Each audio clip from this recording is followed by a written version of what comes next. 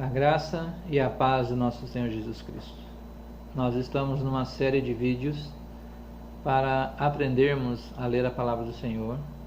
Eu adquiri esta palavra do Senhor, a Bíblia da Reforma dos 500 anos. E ela traz aqui uma explicação bem plausível de como lermos e aprendermos com os textos bíblicos. Eu estou fazendo esses vídeos para que possamos aprender através da Escritura, como lê-la, como ler e estudar a Bíblia Sagrada. Nós já estamos no terceiro ponto e eu quero continuar a ler para que os irmãos também possam compreender como aprender a ler a Bíblia conforme ela quer que nós a lemos. A Escritura é entendida por meio do contexto. O foco dos livros da Escritura em Cristo e a sua obra e sua concordância uns com os outros não eliminam as experiências, lutas e interesses particulares dos escritores bíblicos. Embora algumas passagens falem sobre a humanidade em geral, os profetas e apóstolos mais frequentemente escreveram para um determinado grupo de pessoas em um determinado momento da história.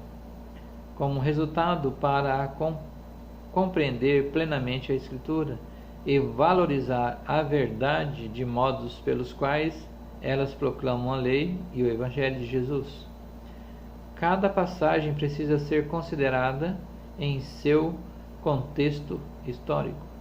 Temos que analisar. Como está escrito, a Escritura é entendida por meio dos contextos. Nenhum livro ou passagem deve ter um significado estranho, forçado sobre si. Por exemplo, a lei de Moisés tomou aquele sangue dos sacrifícios e o aspergiu sobre o povo. Êxodo 24:8. O leitor não deveria concluir que Deus desejaria sacrificarmos. O leitor não deveria concluir que Deus deseja que sacrifiquemos animais ainda hoje, de modo que nós também podemos aspergir sangue uns sobre os outros. Também não se deve fugir do sentido histórico e gramatical das palavras de Moisés, por parecerem efetivas às noções de higiene ou direitos dos animais.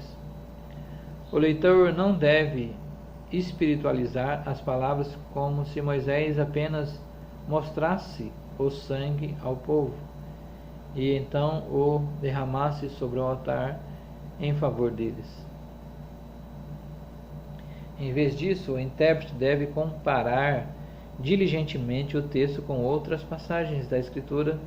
Começamos com o livro da Bíblia em que o texto aparece, ou com livros escritos por o mesmo autor, neste caso Moisés.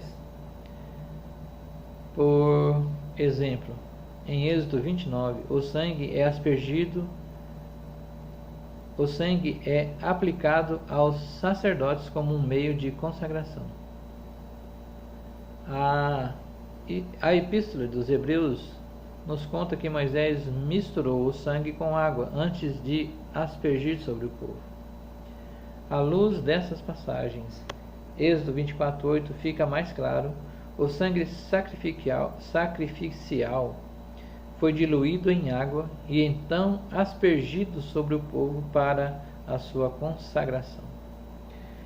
Por estar imundo, pecaminoso, como a lei havia mostrado, o povo precisava de expiação pelos seus pecados e de consagração por meio dos sacrifícios, bênçãos da misericórdia de Deus, que apontavam para a morte sacrificial de Jesus, o Evangelho. Dessa forma, a mensagem histórica e particular da passagem é respeitada e melhor compreendida à luz da obra divina da salvação. Por vezes, mesmo com um cuidado estudo, algumas passagens das Escrituras poderão permanecer obscuras. Nesses casos, o leitor não deve incorrer em intermináveis especulações, nem tentar resolver todos os mistérios. Antes, devem permitir que as passagens mais claras da Escritura guiem sua compreensão à doutrina bíblica. Terceiro ponto, terceiro quadro para nós continuarmos e aprendermos sobre a palavra do Senhor. Ela fala: o Espírito Santo abençoa o uso da palavra de Deus por meio da fé. Pela fé, nós compreendemos o que a Escritura quer falar com cada um de nós. E para nós lermos e estudarmos a Bíblia Sagrada, ou a palavra de Deus, temos que ter entendimento espiritual e fé sobre ela.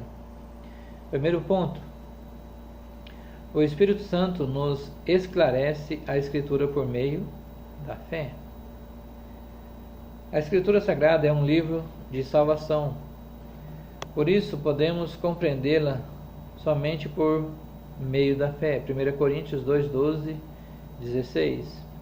A razão certamente tem seu espaço na leitura da Escritura.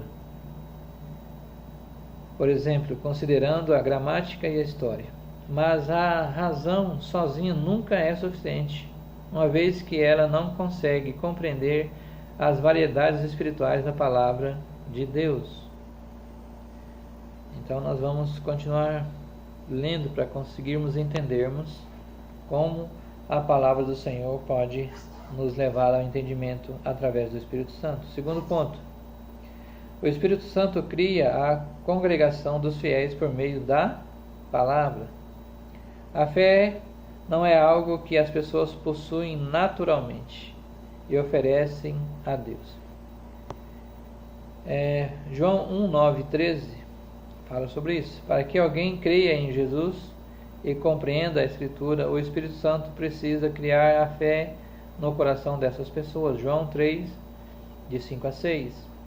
A palavra confiança, um sinônimo para a fé, pode nos ajudar a entender como isso ocorre. Você não pode ter confiança genuína em uma pessoa que nunca conheceu ou com a qual nunca interagiu. A confiança é criada por meio das palavras e ações de uma pessoa em relação a outra.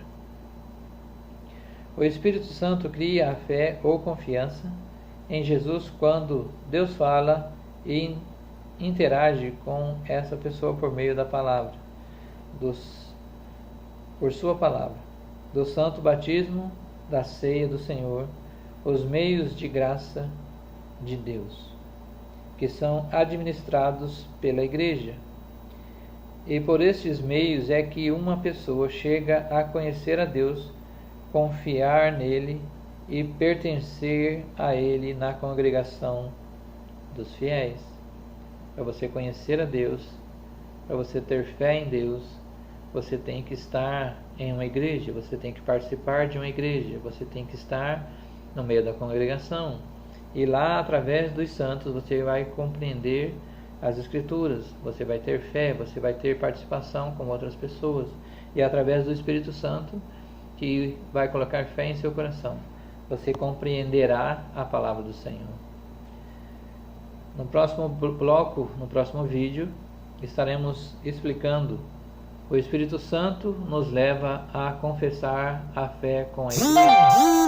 Até o próximo vídeo. Que Deus nos abençoe.